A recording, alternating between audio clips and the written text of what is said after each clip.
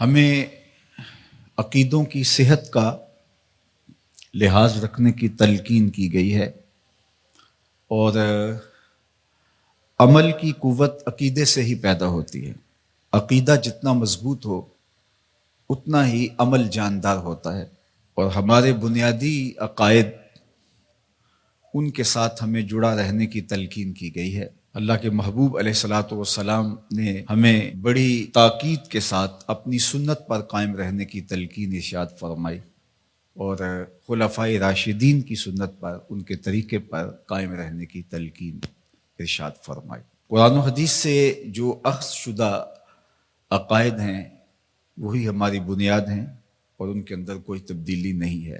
علیکم بسنتی فرما کر کے اس چیز کو وضاحت کے ساتھ بیان فرما دیا، اور یہ بھی ارشاد فرمایا کہ تمہارے اوپر جماعت کو لازم پکڑنا ضروری ہے، اور یہ بھی ارشاد فرمایا اتبعوا السواد الاعظم فإنه من شذ شذ فی النار، سواد اعظم کے ساتھ وابستہ رہو، جو ان سے بچھڑ گیا تو وہ آگ میں چلا جائے گا۔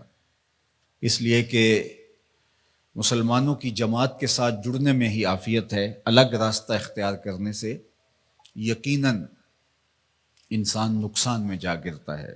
جیڑی بکری اجڑوں وچھڑی او بگیاڑاں جوگی، تو جماعت کے ساتھ وابستگی اختیار کرنے میں ہی عافیت ہے۔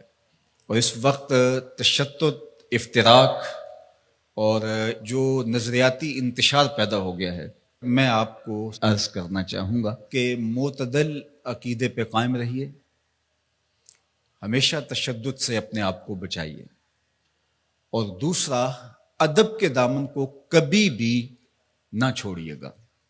جب ادب ہاتھ سے چھوٹتا ہے تو پھر وہ راستے نکلتے ہیں جو گمراہی کی طرف انسان کو لے جاتے ہیں۔ جس نظریے کی بنیاد میں ادب نہیں، چاہے انبیاء علیہ السلام کا ادب ہے، ذات باری تعالیٰ کا ادب ہے، اصحاب پیمبر کا ادب ہے، اہل بیت اطہار کا ادب ہے، اولیاء کا ادب ہے، جس نظریے کی اساس میں ادب کا عنصر نہیں ہے اس نظریے کو ہم نظریہ اسلام ہی نہیں مانتے۔ تو ادب سے شروع ہو کے عشق تک پہنچنے کا راستہ یہی خیر کا راستہ ہے، اور یہی اعتدال کا راستہ ہے، اور یہی اہل السنہ کا طریق ہے۔ دین سراپا سوختن اندر طلب، انتہائش عشق و آغازش ادب، طلب محبوب میں تڑپنے کا نام دین ہے۔ جو ادب سے شروع ہوتا ہے عشق پہ ختم ہو جاتا ہے۔ آج کی تاریخ کے اندر ایک عام شخص پریشان ہو جاتا ہے کہ وہ جائے کدھر۔ ہر آئے دن ہم کوئی نئی فکر اور نیا فتنہ نشو و نما پاتا ہوا دیکھتے ہیں، تو پھر کس طرح ہم حق کی پہچان اور حق کی معرفت کو اختیار کریں؟ تو صاحب، میں آپ سے عرض کرنا چاہوں گا کہ ہمارے اسلاف نے جو چیزیں طے کر دی ہیں وہ طے شدہ ہیں، ہمیں کسی نئے راستے میں پڑھنے کی ضرورت نہیں ہے۔ علامہ اقبال علیہ الرحمہ نے بہت خوبصورت ہمیں اس حوالے سے رہنمائی کی ہے کہ زجتہاد عالمان کم نظر اقتدا بر رفتگاں محفوظ تھا۔ کم نظر علماء کی اقتدا سے بہتر ہے کہ جو تمہارے اسلاف ہیں ان کے طریق پر تم چلو، چونکہ ان کا طریق صحیح طریق تھا۔ کیوں؟ عقل آبایت ہوس فرسودہ نیست، کار پاکاں از غرض آلودہ نیست۔ ان کے جو نظریات تھے وہ کسی غرض کے تحت نشو و نما نہیں پائے تھے۔ انہوں نے اپنی خواہش اور اپنی آرزوؤں کی تکمیل کے لیے دلیلیں نہیں ڈھونڈی تھی، بلکہ جو دین تھا اس کے مطابق انہوں نے ہمیں راستہ اور راہ عمل عطا کیا اور عقائد ہمیں دیے۔ ایک بہت بڑا نام امام الحرمین امام ابو المعالی الجوینی رحمۃ اللہ تعالی علیہ، جب ان کا آخری وقت آیا تو اپنے شاگردوں کو اور اپنے پاس جو لوگ بیٹھے تھے ان کو گواہ بنا کے ایک بات کہی، اور کہا کہ میں ایک گہرے سمندر میں پھنس گیا ہوں، اور میں نے اسلام اور اہل اسلام کے علوم کو چھوڑ دیا، اور میں ایسے علوم کی تلاش میں سرگرداں رہا جن سے مجھے منع کیا گیا ہے، اور اگر اللہ کی رحمت میری یاوری نہیں کرتی تو میں سب سے زیادہ اللہ کی رحمت سے دور ہونے والے لوگوں میں شامل ہو گیا ہوں، اور اب میری آخری سانسیں چل رہی ہیں، تھوڑی دیر کے بعد میں تم کو الوداع کہہ دوں گا۔ تو امام الحرمین امام جوینی نے کہا کہ تم سب گواہ بن جاؤ، میں اپنی بوڑھی ماں اور نیشا پور کی بوڑھی عورتوں کے دین پہ اپنی جان دے رہا ہوں۔ میرا وہی عقیدہ ہے جو نیشا پور کی بوڑھی عورتوں کا ہے، میرا وہی عقیدہ ہے جو میری بوڑھی ماں کا عقیدہ ہے۔